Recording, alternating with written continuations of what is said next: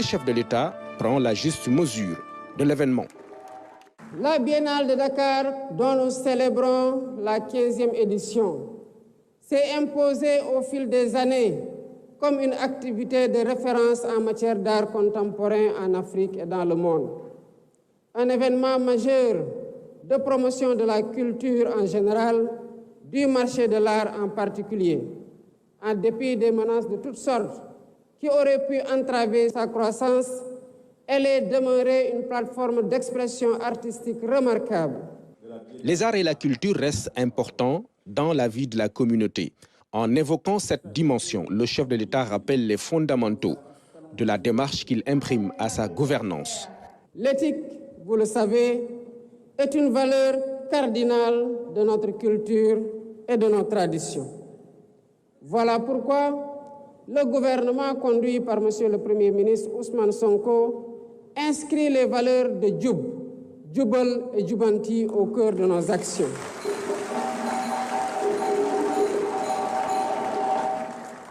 On pourrait traduire ces mots en substance par droiture et rectitude par l'exemple.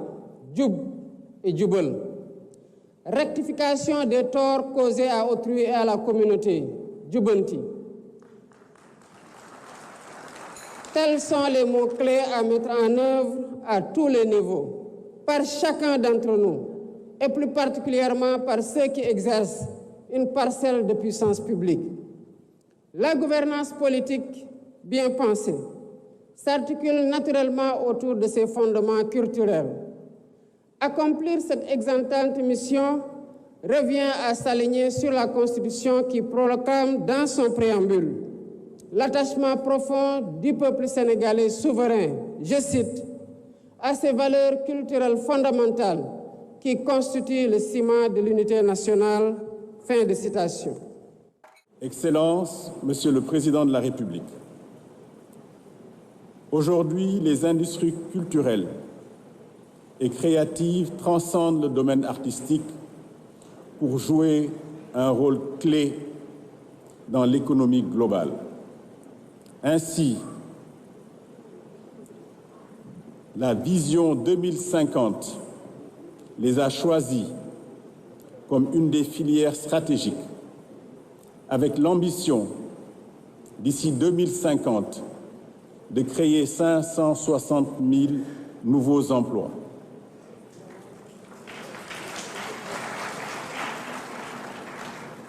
De multiplier par 7,7 leur contribution au PIB et de renforcer la position de Dakar comme capitale mondiale de la mode et de la culture africaine.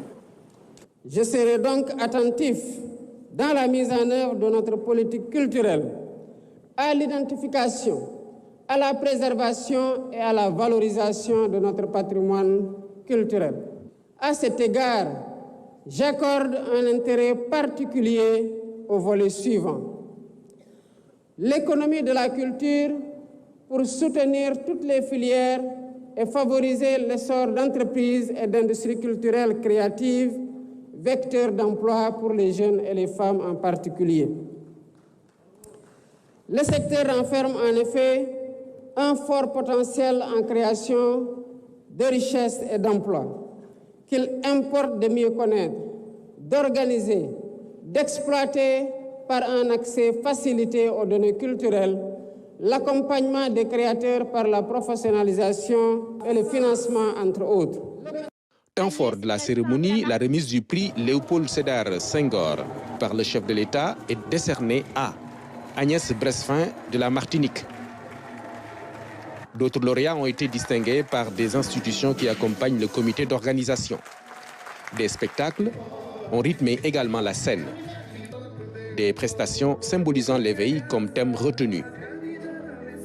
En marge de cette cérémonie, le président Bassirou Diomaye Faye a visité les stands, un circuit qui a permis au chef de l'État, protecteur des arts et de la culture, de découvrir des expositions de qualité à la dimension de cette 15e édition de la Biennale de l'art africain contemporain.